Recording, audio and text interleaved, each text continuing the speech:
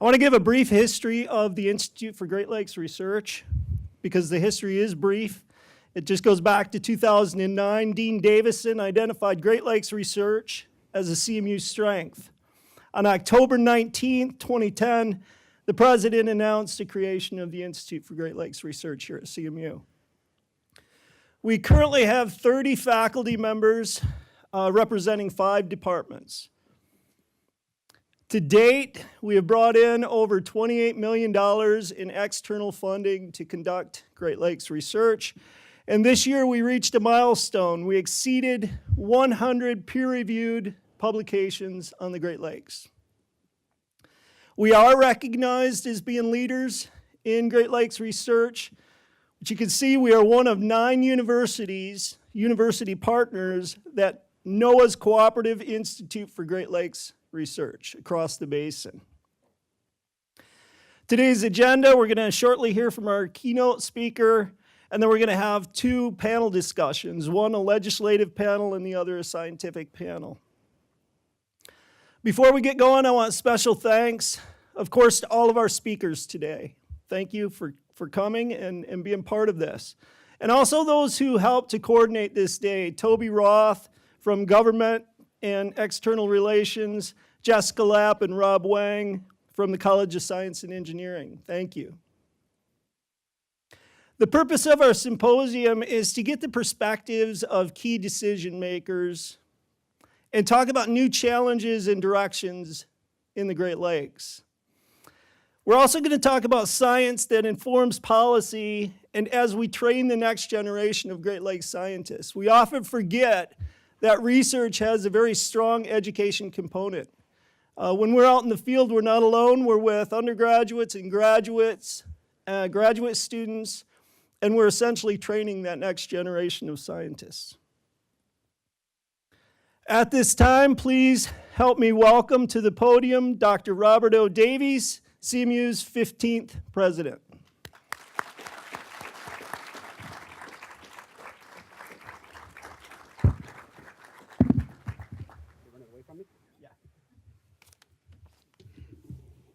Good morning. It is my pleasure to be here to welcome you to the Great Lakes Science and Action Symposium. Thank you, Don Jazerski, for all of your hard work in putting this together and in giving the brief history of the Great Lakes Institute. The Institute is not just a research lab, it's not just a facility, it's not just a place where people come. It is a place where people come to interact, to engage one another, where our faculty and our staff and our students and our community members can tackle very important and critical issues that our region and our country and our world is facing. It is a part of Central Michigan University's leading national research charge. And I think it's very important we continue to emphasize that we are indeed a leading national research university that combines the amazing works of our faculty and our students and community to do amazing things. And the Great Lakes Institute is just one example of that, and a very important example of that. As we know, the Great Lakes and water is essential to Michigan's economy, to our culture, and our way of life. And Central Michigan plays a vital role, a leading role in those efforts. For example, Central Michigan has $20 million in federal grants to manage sustainability issues in the region and throughout Michigan. I've had the opportunity to tour one of our hidden gems, and that is the biological station on Beaver Island. At this biological station on this beautiful island, you can see the power of Central Michigan, our research, in the way that we interact with our community and engage our current students, as well as students and researchers from around the United States and from around the globe. Again, making us part of the national leading research in this area. That essence of community engagement is essential. It is also essential, too, when we think about Central Michigan University, the engagement with our students. Earlier this morning, I had the opportunity to talk with the leader from the USGS. And in that conversation, he informed me that many universities are disinvesting in field experiences, where Central Michigan is investing, because we want our students to be prepared for when they graduate from this fine institution with either an undergraduate or a graduate degree, that they can immediately make an impact for the firms, for the companies, for the government that they work for. And that is so very, very prevalent in various ways.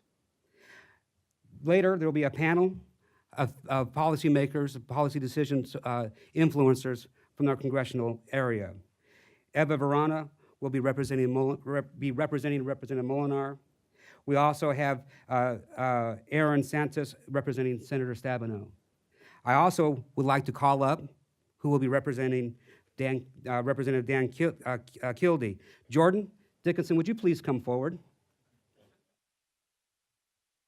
Now, I'm very impressed with Eva and Aaron. While not Central Michigan graduates, they dressed in neutral colors. Jordan is a fine graduate from one of our institutions. You could probably guess which one, wearing the gold and green. But as the Congressman and I were talking about, there's a very important football game this weekend among rivalries. And it's not the Michigan State-Michigan game, it is Central Michigan and Western Michigan. So it is my pleasure to present the proper shirt. Please just take the jacket off, do not take the shirt off.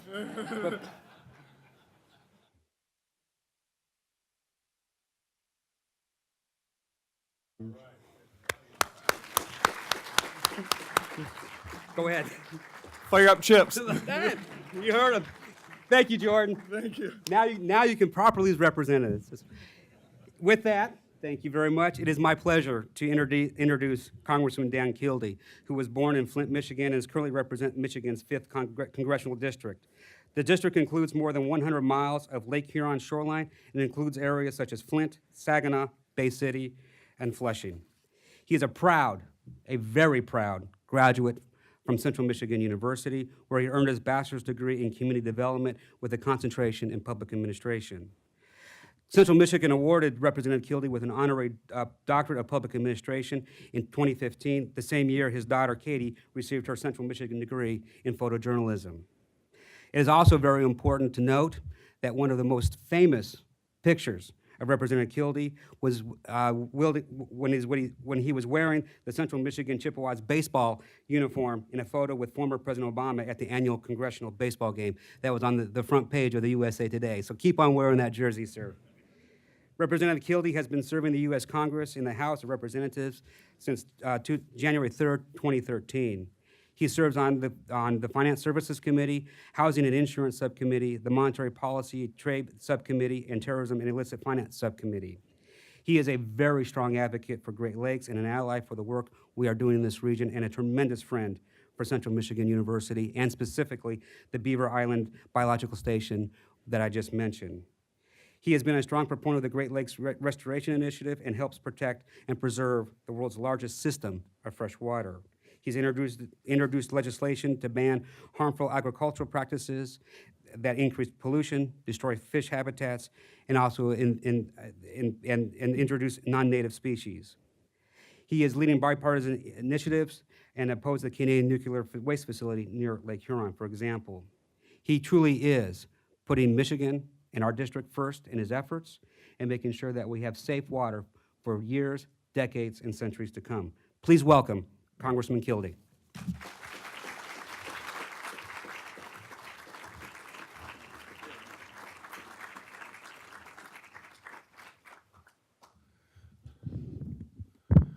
Well, thank you for that introduction. And really, most importantly, thank you for embarrassing Jordan Dickinson. I really appreciate that. I enjoy that.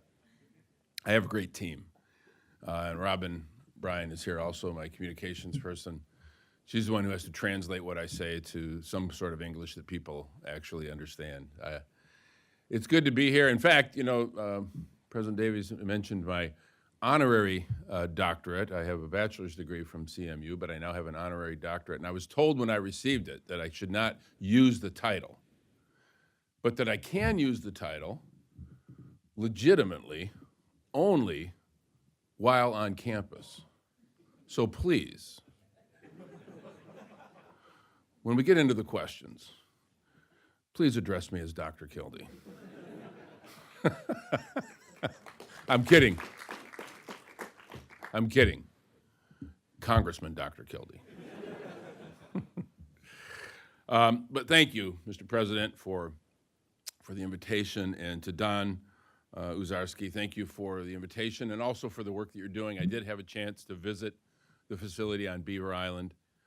And as a proud Chip, I was even more proud to see the leadership that this institution, this university is providing, not just in educating leaders and professionals for a whole range of fields, but for help leading on a really important issue that is critical to our state, critical to our region, and that is the health of our Great Lakes. You know, water is sort of a fundamental feature of human life.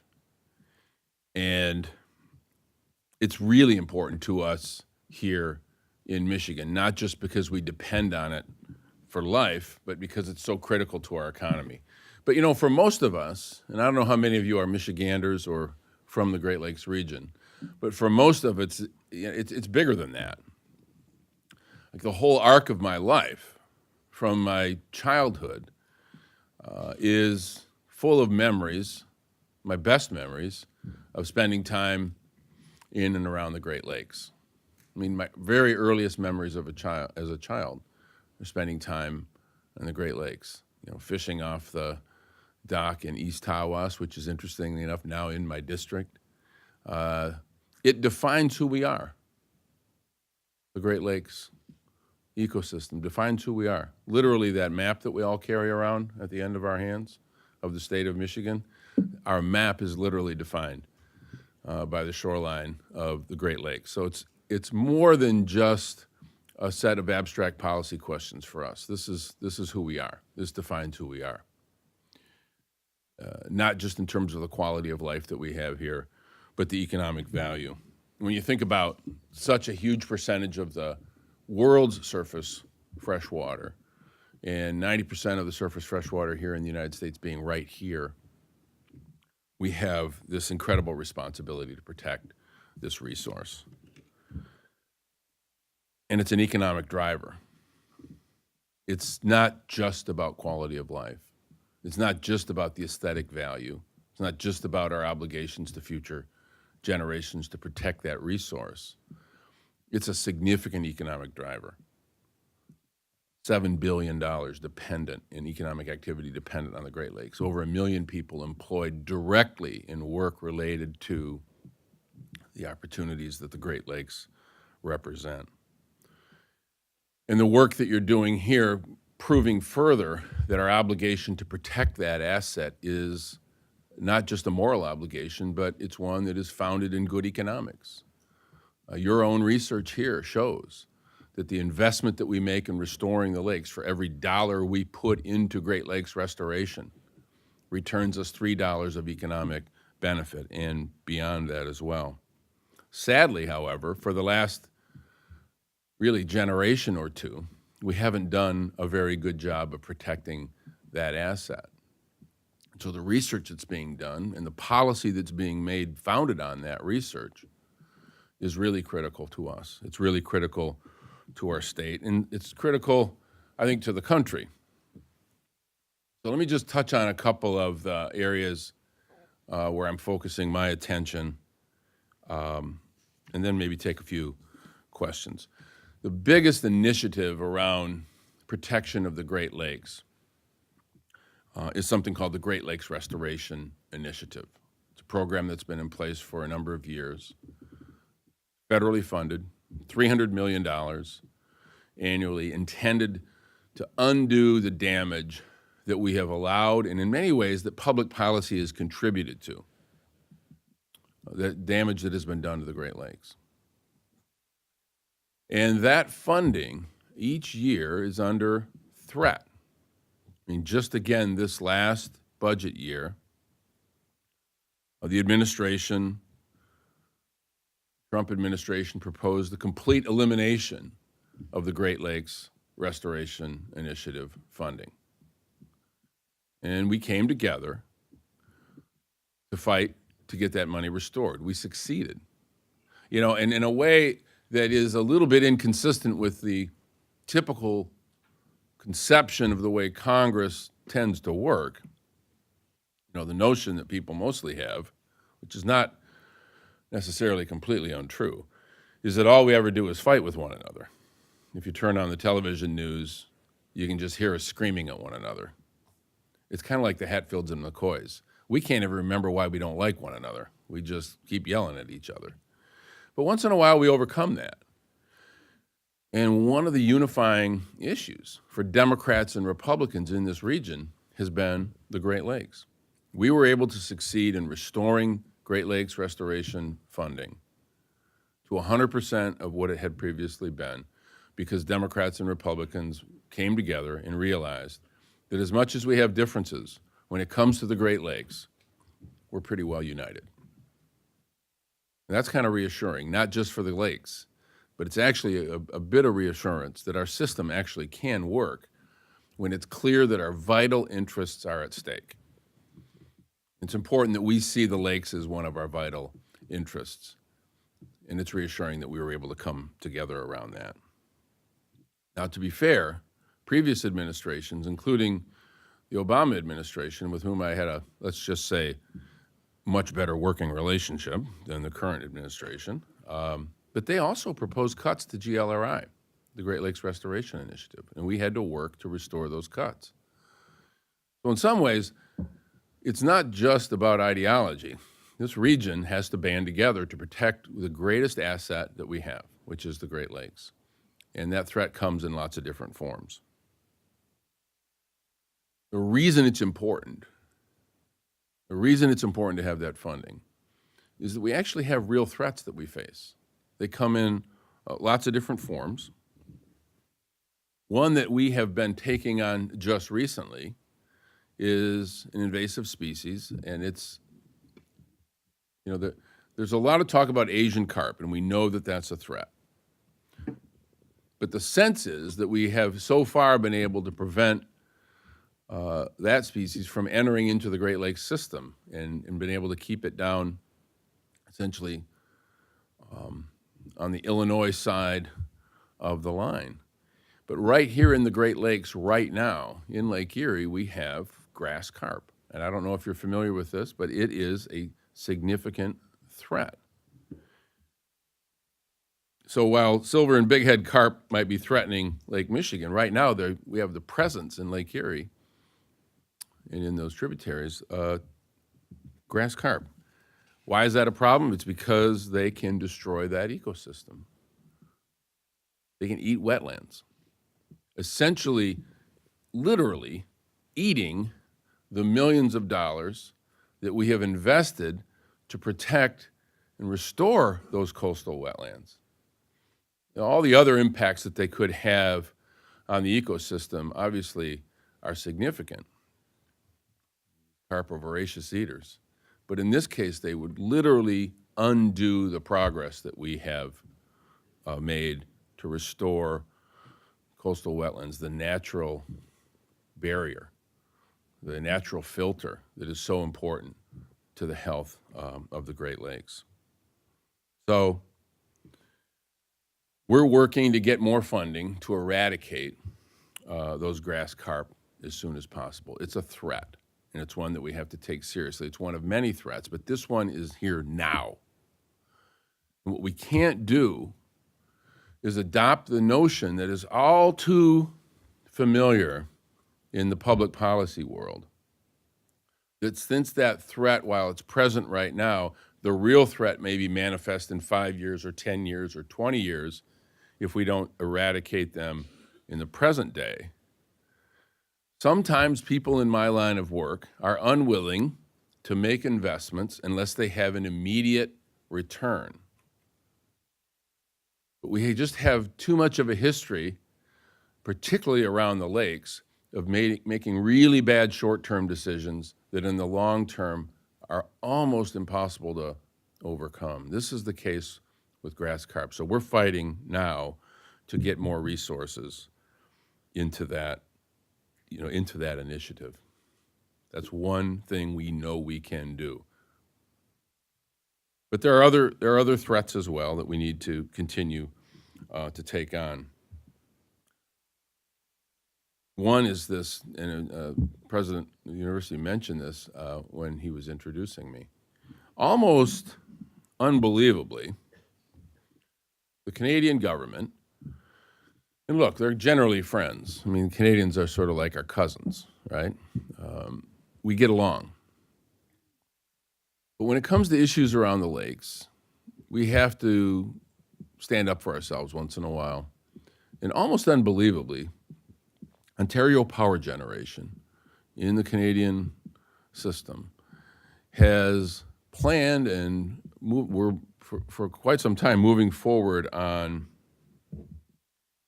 the development of a permanent nuclear waste deep geological repository 0.6 of a mile from the shore of Lake Huron. Now, I'm not a scientist, I'm a politician. And I'm certainly not an expert on all things nuclear.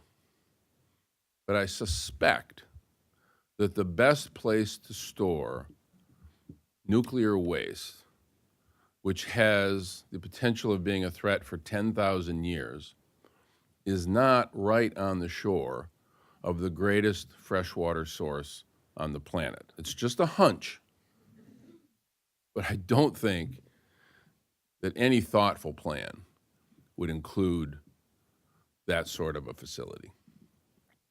And so far, we've been able to succeed in preventing the development of that site. The site has been selected, but because of the work that I've done and other members of Congress, and particularly the work of our two senators, Senator Stabenow and Senator Peters, we've been able to express in fairly strong terms to the Canadian government that this is not a direction that we would like them to go in. It's not just us speaking up on this. In fact, your voices are important in this as well.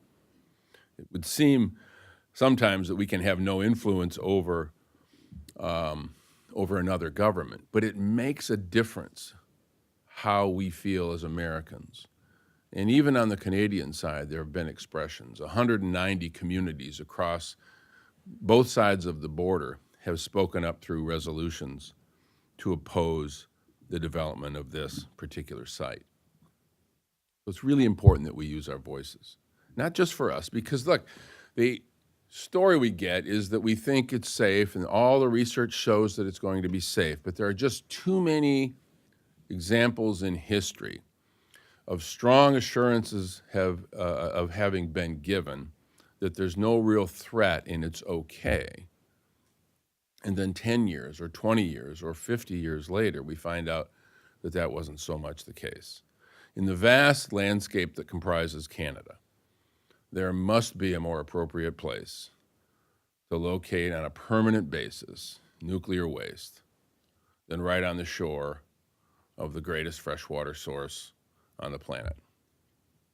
And so we need to continue to push that, and we need to be firm. As I said, there are lots of different threats that we face. One that I know you've been hearing a whole lot more about is PFAS. I happen to represent a beautiful district that runs from my hometown area of Flint up through Saginaw Bay City and then up along the Lake Huron shoreline to Oscoda, Michigan. Oscoda is the location of the former Wurtsmith Air Force Base. So PFAS is this, as we are now learning, as science is evolving, very harmful, very dangerous chemical that has its potency measured in the parts per trillion, that has been used in lots of different products, but used extensively in firefighting foam, of all things, not just by the United States military, but by commercial airports everywhere. But in the case of the U.S. military, they've used this firefighting foam for decades and dumped that firefighting foam onto the ground, both in dealing with actual fires, but even more dangerously with repeated training. Dumping this dangerous chemical onto the ground does not make it go away, goes into the groundwater, gets into the water table. And now in my community of Oscoda that I represent, for the second time since I've been in Congress, I'm dealing with a significant water crisis. The groundwater and the drinking water for the people who depend on wells has been contaminated with PFAS. And if it were only just this one isolated place, it would still be bad. But the truth is, PFAS is ubiquitous. There are hundreds of sites where the Defense Department has used this in firefighting foam. But PFAS is used in other applications, in other sorts of manufacturing. And almost unbelievable, it's not even regulated. Right now, there's nothing that prohibits a company that's using this in a process from simply dumping it, even though we know now, or we're beginning to know, how dangerous it is. And almost beyond my comprehension when we started to work on this, this is a real threat to our water. A real threat to our water. When we began to look at the ways that the federal government has not only not protected us from this threat, I mean, that's one thing, to not have robust regulations to protect us from a threat like this. But the federal government actually has been a significant polluter through the Defense Department for sure. But even beyond that, federal law, until just recently, required through FAA regulation that the firefighting foam being used at commercial airports all across the country be the same firefighting foam that by law must include this compound, must include PFAS. I mean, when Jordan and others first brought this to me, I thought, you know, clearly your Michigan State University education has failed you, because there's no way the federal government is going to require a dangerous chemical to be dumped on the ground. You were right, Jordan. And so, in a step that I never thought I'd have to take, I proposed legislation, which thankfully has now passed and is law. We couldn't get it prohibited. Believe it or not, some of my colleagues wouldn't go along with prohibiting this dangerous chemical. But we were able to get language in the FAA reauthorization, the Federal Aviation Administration reauthorization, that simply lets the airports off the hook and no longer requires them to use the most dangerous substance that we have in these terrible chemicals in firefighting foam. So now they can seek an alternative, less dangerous material. And as if that wasn't enough, it's true right now that there is no federal standard for PFAS, for something that we know to be dangerous. There's a health advisory, which is like a get well card to the environment. It says, you know, this is really bad, maybe you should do something about it, but we're not going to make you. That's not acceptable. And in fact, there was a study that was done, federal government, a couple of federal agencies involved with, ATSDR and EPA, that was completed and sat in somebody's office for months because they did not want to release the study, because the study showed, it was more of a literature review, just of existing research. The study showed that PFAS is maybe 10 times more dangerous than even the current health advisory that the current Get Well card indicates. This is really bad stuff. Now, to be fair, the science is evolving. We're learning more about this and many other commonly used substances. But the fact that we now know, I think, gives us not just the opportunity, but we have an affirmative obligation to act. I mean, part of the job of government, I think a kind of a significant part of the job of being in government, is to protect people. It's sort of fundamental. And when we know there's a threat, even if it's kind of inconvenient, we actually should do something about it. We should not base environmental protections on the convenience to polluters, even if that polluter, in this case, happens to be the federal government itself. We have to act. And so I've joined with other members of Congress. Number one, like immediately upon finding out how dangerous this stuff was, we, in a bipartisan fashion, Congressman Fred Upton and I asked the EPA to at least update their health advisory so that it's aligned with science. You know, science plays a pretty important role in all this stuff. It ought to inform public policy. But we have to go further than that.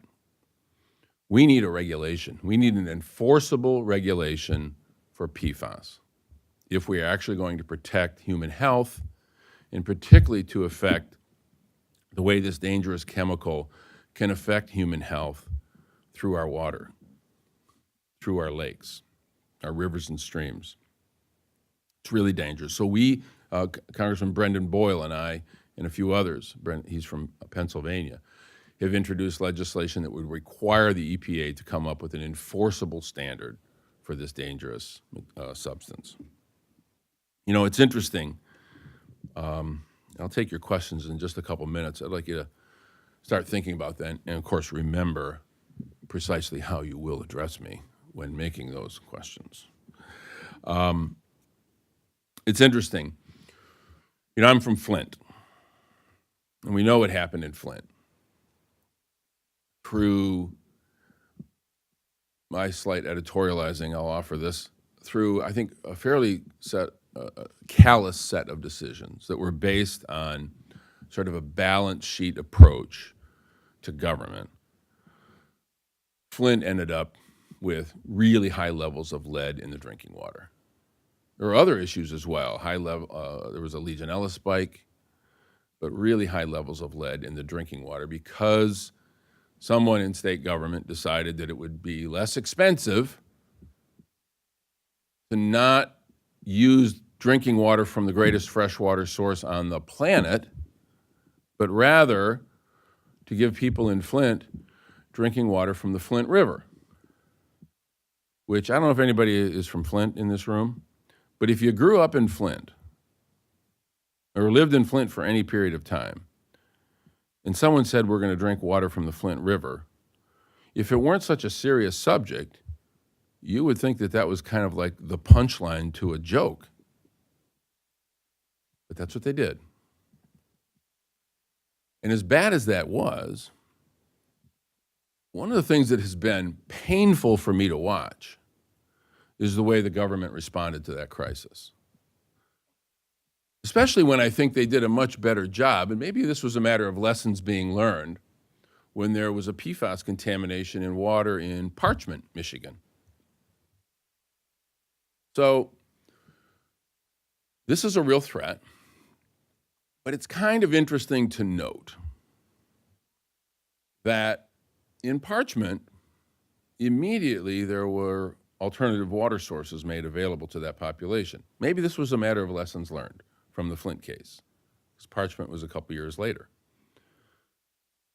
But what's a little frustrating, and really beyond a little frustrating, is that even though the drinking water standards for PFAS are not being exceeded in Parchment, that community continues to receive bottled water. But as soon as the levels in Flint were within the acceptable range, the bottled water was eliminated for the people of Flint, even though the lead service lines that are the source of that lead contamination and still poses a threat are still in the ground for 2/3 of the people in Flint. The state government decided to suspend support with bottled water for that community. I'll let you draw your own conclusions as to why that might be. I just know that as the guy representing Flint, I don't find that very acceptable. Because what happened in Flint had a lot of consequences. Health consequences, economic consequences. It was an environmental threat. It was a water failure. It's an environmental threat. But the biggest casualty in some ways in Flint is a group of people, a population of people, 40% of whom live in poverty, 60% of the children living in poverty, which means it's a population that is more than most dependent on functional and trustworthy systems of government. Those institutions are more important to people who live in poverty.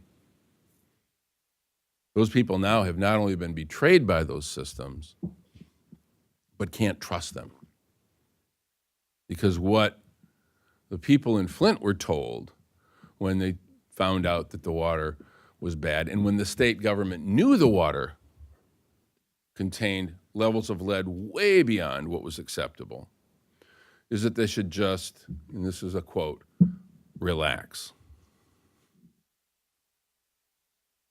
That's not right. I mean, that's just not right.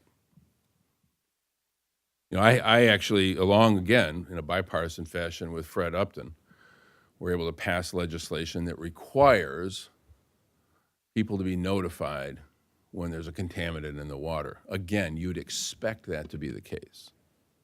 Almost unbelievably, the EPA, I mean, this was a failure of government at every level, but the EPA, which is not the primary source of the problem, had knowledge that the water was bad when people in Flint were being told it was okay and didn't go public with that. We had to change the law, literally, to do something that we think would be just the decent thing to do, and that's just to inform people of the threat. And it kind of, I think, is an important part of this overall lesson. As we deal with threats to the quality of water, threats to our environment, I think the most important thing we can do, the most important thing we can insist upon, whether it's PFAS or lead or any other threat, is that we level with people, is that we're honest with folks. Because if there's a story and a sort of lesson to the Flint case, and just think about this in the context of the other threats we face, the threats to the lakes, through invasive species, through Asian carp, or the grass carp that we're fighting now, or sea lampreys, or zebra mussels, or in the case of chemicals, PCBs, PFAS. The story of Flint with lead was a story of a community that once they were armed with the knowledge of what was taking place, would not be quiet and would not sit down, would not accept the story they were being told because they had information that allowed them to protect themselves. Knowledge, information, facts, science. This is the first step of making sure we protect people from these threats. Science. That's what you do here. That's why I'm so proud of the work that Central Michigan University does. Because the greatest contribution that the research that's being done here is making is not just to develop more knowledge in the abstract, which is important. It's important that we understand our world better and that we learn more about all the elements that comprise our world. But what you're doing right now, what you are doing, and many of you are committing to through the work that you're involved with in your studies, is to unlock the answer to these tough questions, to inform not just the academic world, but inform policymakers. And to the extent you can, translate that knowledge into terms that citizens can comprehend so that they are armed with the knowledge they need to force policymakers to make better choices for us. This is all connected. The work that you do and the work that I do is connected, and I'm grateful for it. You're doing really important work here. You're doing really important work that's not just important to the economy, it's important to human health. And that's one of the reasons I'm so proud to be a CHIP. And thanks for letting me come here and make a few comments. I'd love to take your questions. Thank you very, very much.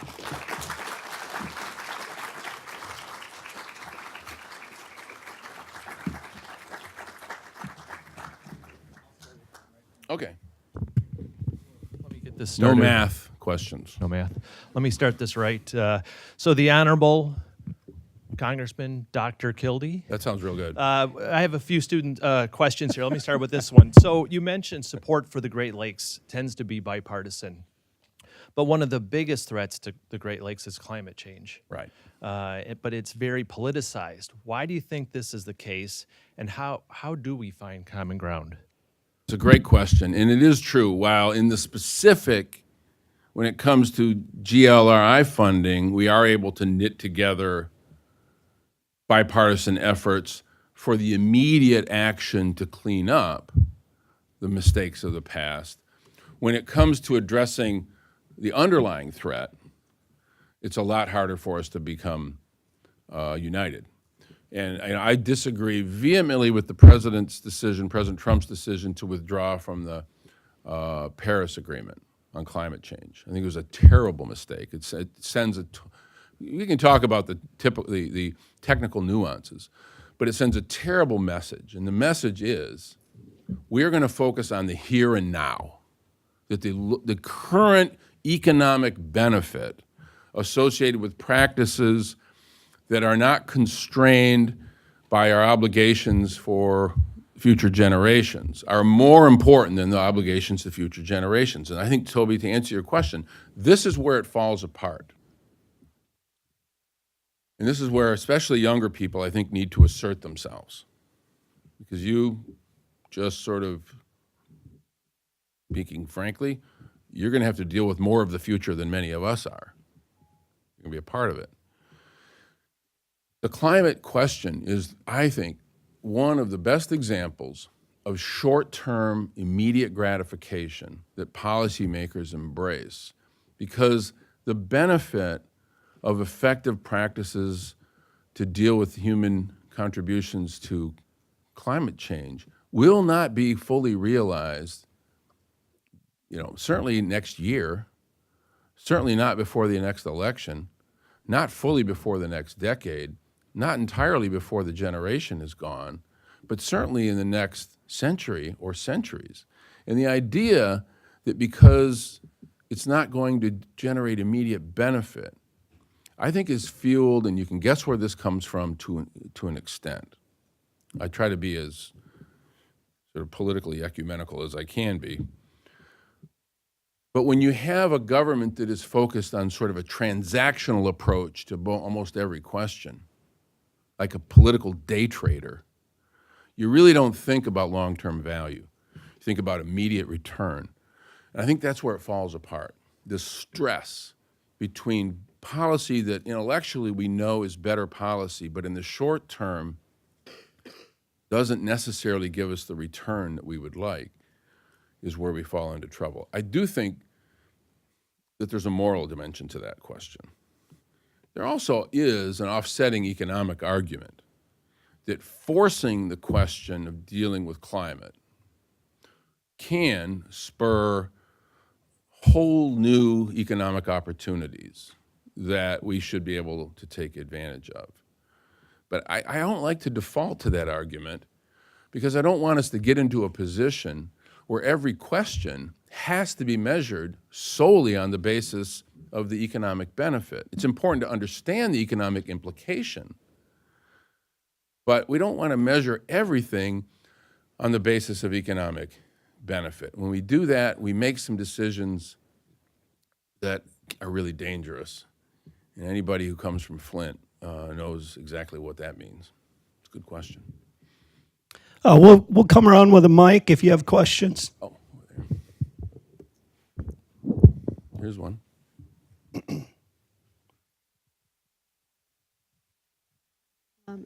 So you talked about the knowledge and everything that we need to make informed decisions. As consumers, I think we need to be able to have more knowledge to prevent pollution, such as PFAS, from entering our Great Lakes. And PFAS specifically doesn't have any labeling requirements in products. Is there any talk at the federal level for that and other chemicals too to have more transparent labeling so consumers can make informed decisions?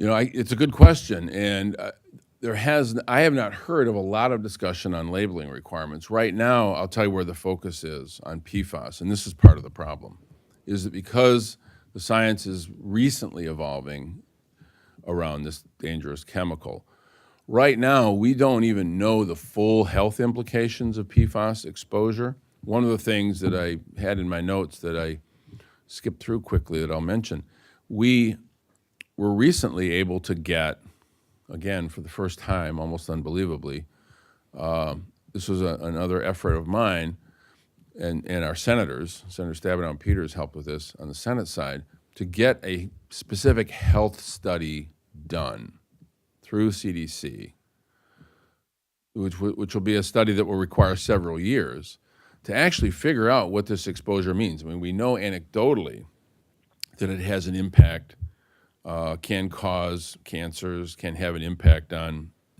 vital systems, but we don't know the full scale. So we need to get that. I get an idea from every conversation that I have, and you've planted one in my head, so we'll take that notion of labeling back. I will say this, it's a battle right now in the Congress to get those sorts of initiatives supported. But again, without getting too specific, things may change in Congress pretty soon, so we'll see. Thank you. Good question. Thank you. Any more questions?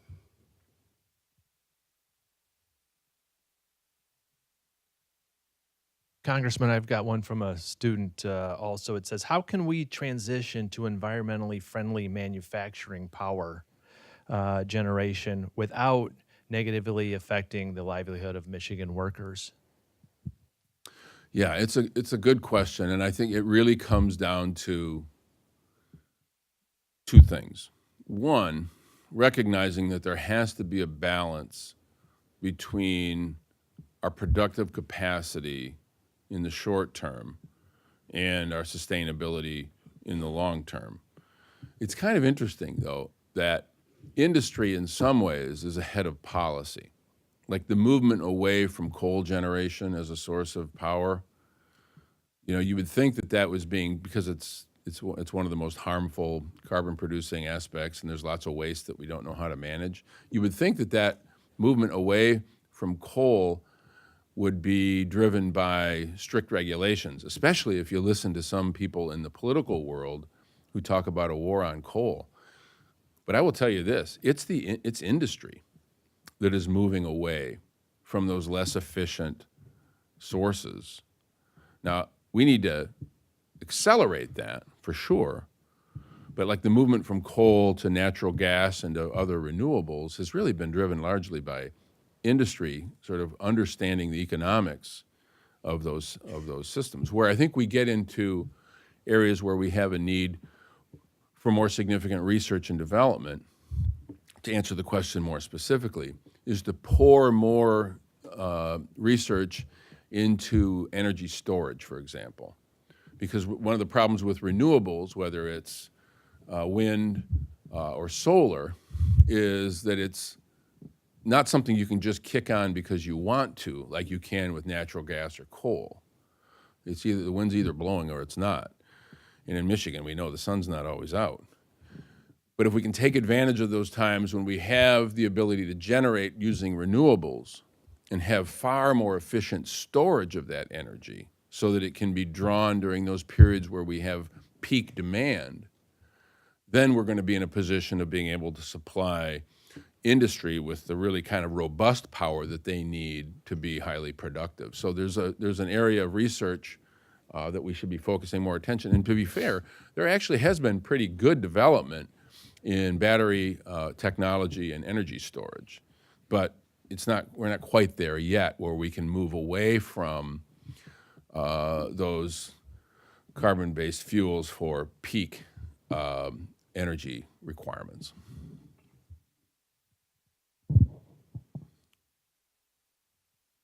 I do have another question from a student. We hear a lot about blue economy, so trying to capitalize on the water that we have.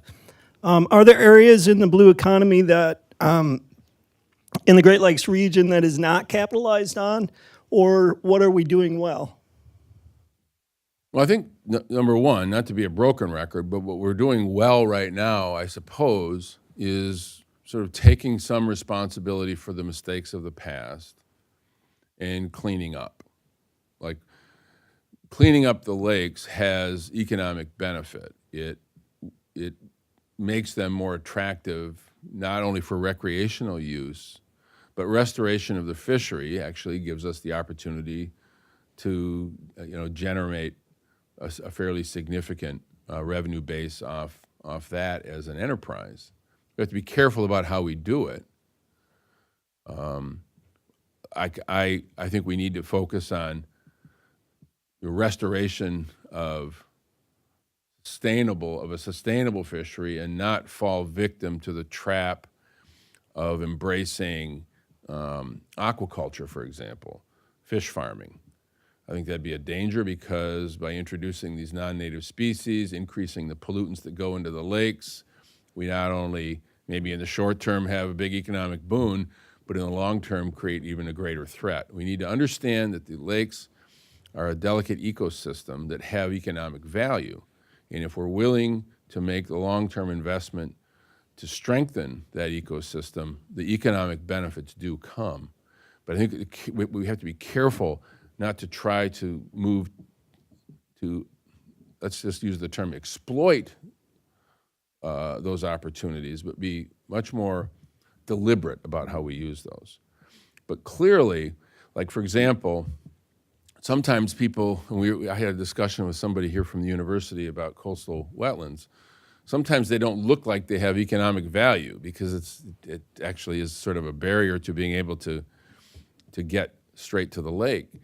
But the economic value is that it's a natural filtration system that strengthens the quality of the water, and that has an impact on the ability for us to use the Great Lakes as an economic asset, both for recreation, but also for restoration of habitat, which also has economic value. We do also need to think about our infrastructure because Great Lakes shipping is sometimes constrained by the fact that we, haven't well managed the runoff that gets into our rivers, that creates problems in terms of shipping. We need a new lock up at Sault Ste. Marie. So there are more significant investments that we can make that would ensure the economic value of the lakes as a source for shipping, highly efficient source, very low energy costs associated with Great Lakes shipping. That's an area where we could focus more attention. One of the ways to do that would be to unlock the Harbor Maintenance Trust Fund, which right now is sort of money locked away that we don't use the way we should because they like the way it looks on the federal balance sheet, which is kind of bizarre when you think about the decisions that have been being made lately.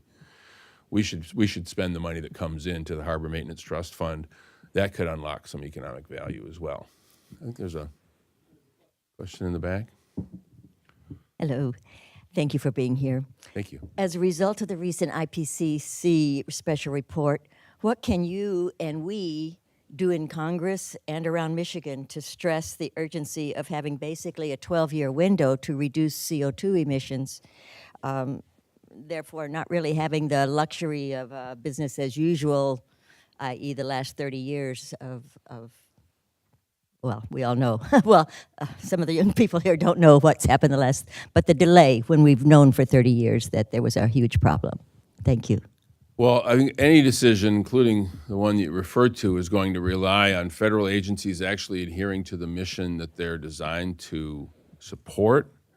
And I'll be honest with you, I wish that I had a more optimistic answer, but right now, I think we need to, from a public policy standpoint, almost apply a Hippocratic oath. We have to first do no harm. I'll give you an example. A number of us are fighting the decision of this administration to eliminate the Office of the Science Advisor in the Environmental Protection Agency. I mean, just think about that for a minute. The fact that we do not want to have good science inform the decisions of an agency that's intended to protect the environment makes it much more difficult for us to interpret data and extrapolate good policy derived from information. I mean, there's a bit of an anti-science bias among some of my colleagues. just do not fundamentally believe that some very, significant, settled scientific questions are anything other than, one opinion. And I think that's what we're up against. So I wish I had a more encouraging answer for you, but that's the battle we're in right now in terms of a lot of these questions. I think we have time for one more question. I have another one from a student. Okay. Basically, what can the general public do to ensure that funding continues for GLRI? Most important thing to do is speak up. We're fortunate in the sense that I think virtually, if not all, maybe one member of our delegation hasn't stepped up, because we have occasionally people who just don't believe that government ought to do much. The most important thing is encourage those members of Congress, and of course our senators have been there all along, but encourage them to continue to fight. And I would also argue to not just fight to maintain the $300 million funding level for GLRI, because we know how many projects that can fund, and we know how many potential projects would be really effective ways of accelerating the cleanup of the lakes. But the most important thing, and I would say this about GLRI funding, or about just about any other question that comes up, establishing an enforceable level for PFAS and other contaminants, supporting, I'll ask you to support one of my bills, which would reduce even further the lead and copper standard. The lead and copper rule now allows for 15 parts per billion for lead in drinking water. You know where that comes from? Has nothing to do with science of lead or drinking water. It has to do with the convenience to water systems. Because if we dropped the standard to a science or health-based standard, which like for bottled water is 5 parts per billion, but drinking water out of a tap is 15. How much sense does that make? It's not a science-based standard. It's a convenience standard. In all of these cases, Great Lakes funding, the threat of PFAS, the need for better enforceable regulations, and regulations that are science-based. If you don't speak up, you essentially send the message that you're okay with the way things are. You essentially being quiet in the public sphere, in the public debate. The way, and I'm just being as blunt as I can be. I've been in public office for a long, long time. I actually got elected when I was 18 years old. I'll tell you that story someday. Long hair, great big beard, wore my best African dashiki to my first school board meeting when I was 18. I've been around this for a long time. Most of the people who hold public office assume that if they don't hear from you, that you support the status quo, that you are in favor of things the way they are. And so if you're afraid that the next generation or the one after that is not going to have access to this incredible natural resource that we're surrounded by, the Great Lakes, and don't say anything about it, that's taken as an endorsement of any action being taken by anyone who is a threat, or any entity, or any particular threat to the lakes as being okay. So if you don't think it's okay, it's not considered a neutral position when you're quiet. It's considered support for the status quo. So speak up, use your voices, reach out to us. That's what we're supposed to do. The job of a United States representative, the title and the job description are one and the same, representative. But we don't know what we don't know. And unless you speak up, we won't know how you feel. So the most important thing is speak up. Find a way to get in the way. Cause some trouble.